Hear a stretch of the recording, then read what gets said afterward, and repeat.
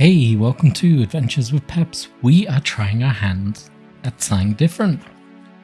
You'll probably see it in, see if I can get it on this camera, this little square here. We are going to be playing some Judge Dredd miniature game. We are starting with Scenario 1, Sugar Rush. And I'll quickly go through what we get. So we get one judge for this battle rap called Judge Kinsey. He's a street judge armed with a Mark II lawgiver, a day stick, and a boot knife. He also comes with the cards. So he got Big Meg cards. And he comes with Munch for Brains, the Luck of Jovis, Stumgas, and of course the stat card. They will come into play during... Oh! Nearly forgot. And Ricochet. You'll see them come into effect during the game. But basically, Ricochet lets him ignore cover and line of sight. He gains a 2-inch blast with that shot. That's a good group shot. Stun gas. He can shoot it out of his pistol and it incapacitates enemies. I have to look that rule up. But it basically stuns them. The Luck of Jovis allows him to re-roll any combat dice. And Munch for Brains, if he picks an opponent model, they have to pass a cool test. If they fail, they only get one action, no double actions, so he can slow people down. Then, he is facing off against 4 blockers. So, these 3 are the original 3, and they will start on the table. We get Punk A. He is armed with a pistol and a knife. Then we have a pistol and a chain. Then we have a sawn-off stump gun, not shotgun, stump gun. And then when one of these 3 get incapacitated, the 4th one appears on the table. The goal is the original 3 start in the middle of the table. The judge will probably start close to where I'm sat for ease. They basically have to get off the table. 2 of them have to get off the table. If the judge manages to stop them, then judge wins. If 2 of the original 3 get off the table, they win. And they are armed with one hell of a shot. One model may immediately take an aimed fire action, ignore long range effects. They also have a smoke bomb, block line of sight across a 3-inch radius, that's good for escaping. Stims, add +1 to fight, +1 to resist until they are injured or stunned. That just like boosts them for the entire game. And then bring it on. One model may remove all pin and stunned markers and take an immediate action. That's pretty good. So, red chips will represent the gangers. Only need 3, because once Mr. 4th comes on, means one of the other guys is gone. The judge has a star chip, and I think we are ready to go. Wish me luck. If you want to see more, drop me a comment. If you want to see less, drop me a comment. Probably ignore you because this is a game that I've been looking forward to playing. As for the setup of the terrain, I tried to keep the central column empty. It's meant to represent the street. This is going to represent a shopping plaza in my Dan Abnett block. So there's a nice clear channel, nothing in it. There's scenery to each side of the board. Villains will start in the middle. Judge will start over here near the camera. We will go from there. Catch you in a minute. Right, so the game is set up now. Here's the intro. Things have been relatively quiet in Sector 43 for several months now, making it an ideal assignment for rookie judges to hone their skills and learn the ways of the street. However, word is out from a Wally Squad judge that neighbouring Sector 42 that the dangerous High Roller gang is looking to expand some of its operations into the area. Judges in the sector have been put on heightened alert to watch out for the High Rollers on the street. It's not long before Judge Kinsey is summoned to the minor fracas outside the Bernie Sanders block. There he spots 3 punks in the High Rollers colours pushing Zziz on the locals. They bolt at the sight of the judge and the chase is on. So, chips are in the bag. Let's see who goes first. Let me just check that I'm not meant to do anything else. Oh, surprise creeps. The high roller punks have been caught off guard by the approaching judge. Before the game starts, judge player nominates one punk model that will begin the scenario pinned. I'm going to stun him, or pin him, I guess. What we got? When the first punk is incapacitated or subdued, do not remove their action chip. Instead, fourth ganger comes on. Busy streets, when they run, roll 2d6 for the punks. Take the lowest result, they get 2 times their move plus the d6. Judge is unaffected. Any punk can leave the table by moving across the table edge. However, models attempting to leave the table edge from anywhere except the central street can blunder into a dead end. The game continues until all punks have left the tabletop or have been incapacitated. Right. Chips are in the bag. Who's going first? It's a punk. So, seen the judge.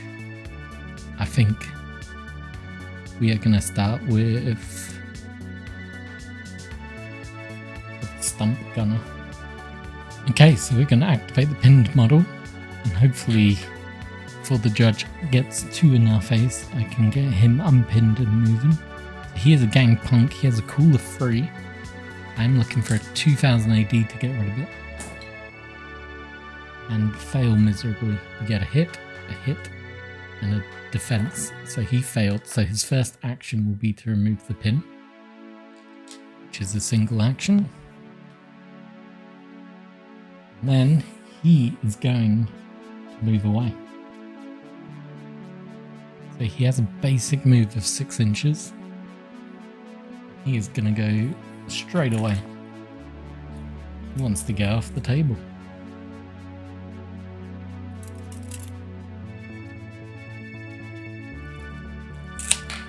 We'll put the chip next to him to remember he's gone.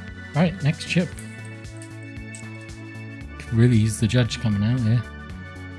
There we go. We got the judge. I think he's going to walk up and take a shot at one of the guys. So he can go 6 inches. And then he is going to use his lawgiver. Let's see how far he is. So he's at short range. So he gets +1 to hit. So Kenzie has a shoot of 4. And because it's short range, he's rolling 5 dice. We are looking for hits. We get 3 hits.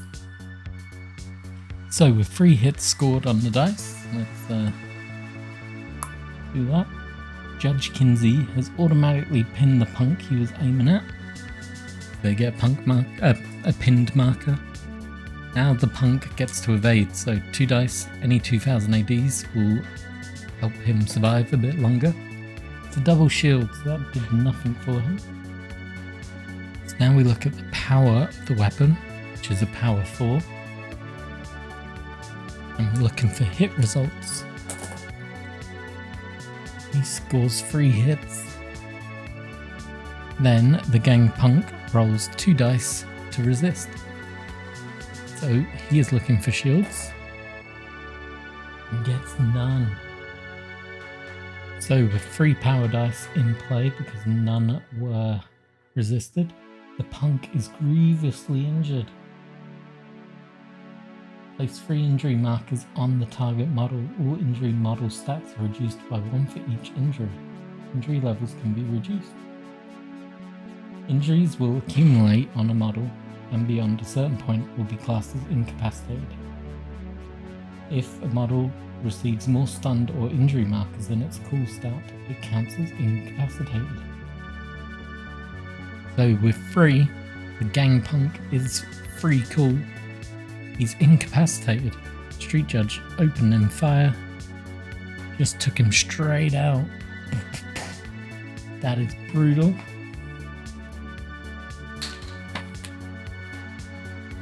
What that means is it's activated the 4th punk. So begin of the next game turn, punk number 4,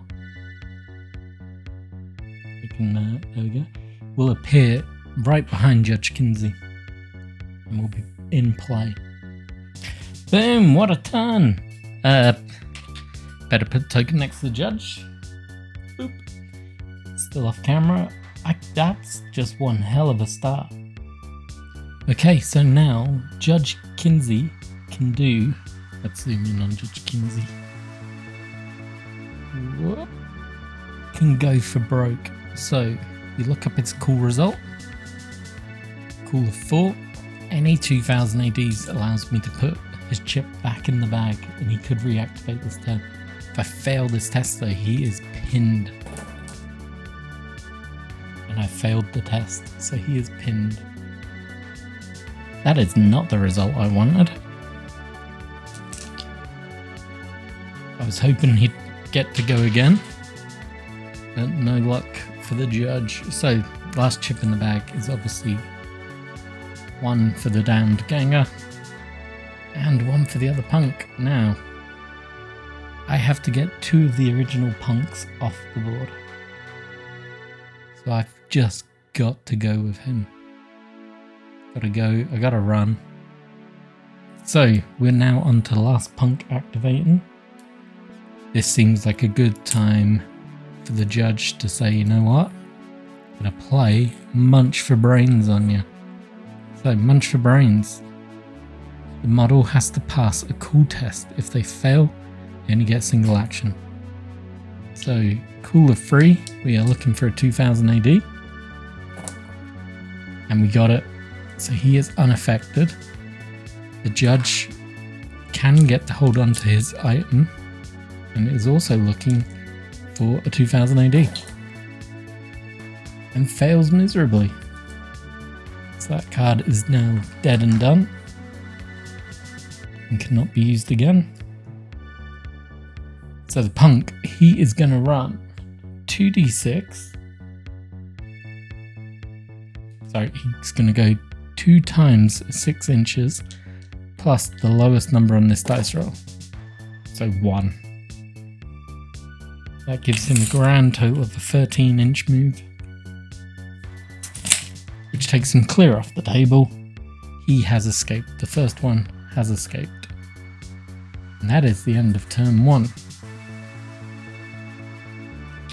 That's not great, because if the judge isn't pulled first, that second guy could just walk straight off. Oh damn. So there's 2 red chips in the bag now and 1 blue.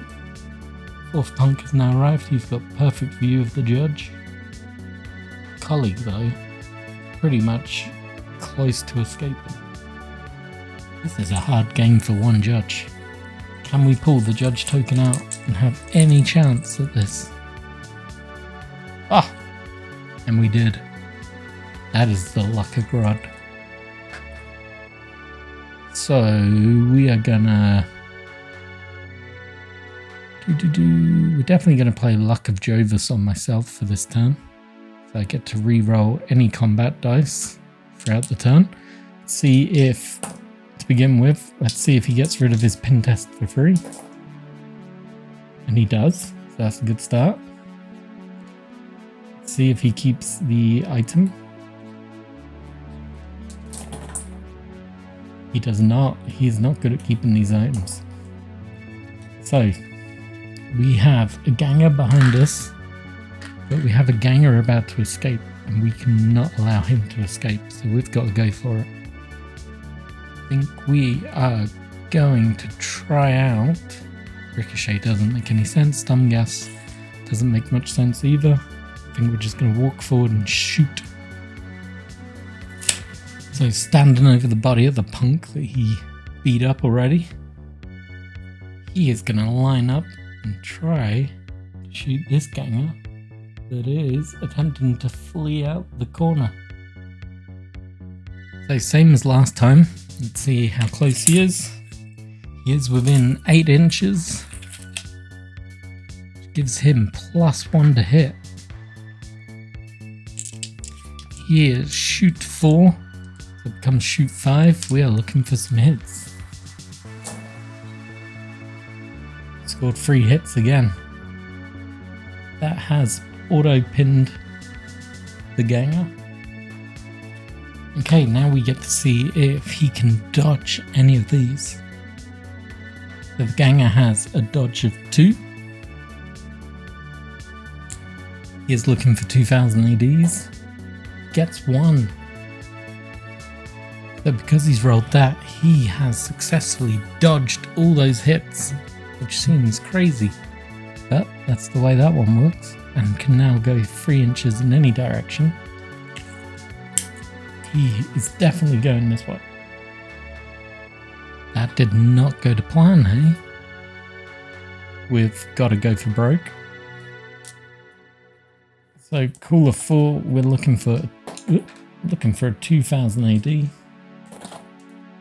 And we get none again, so he's pinned himself. Ooh, that's it. That is game. Because the next chip out is going to be red. I don't even have to worry about trying to get rid of the pin marker. It's a single action, and then he'll use his other single action to walk off the board.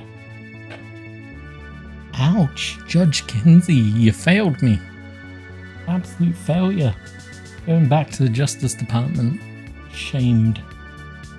2 gangers have escaped the law this time around, and that is scenario 1. Hope you enjoyed. I'll try and do scenario 2 very soon. And yeah, give me a like, give me a subscribe, drop me a comment. I definitely messed up some rules, I would imagine. There's probably a better way to do this. Maybe the board was too small. Having 1 ganger just flee straight away seems a little harsh, but at the same time, if there was another foot to this board, at least 6 inches each side, that puts Kenzie so far out. If he doesn't get the first chip, they're all going to run away. So I don't know. It's a hard first game. Anyway, cheers for watching.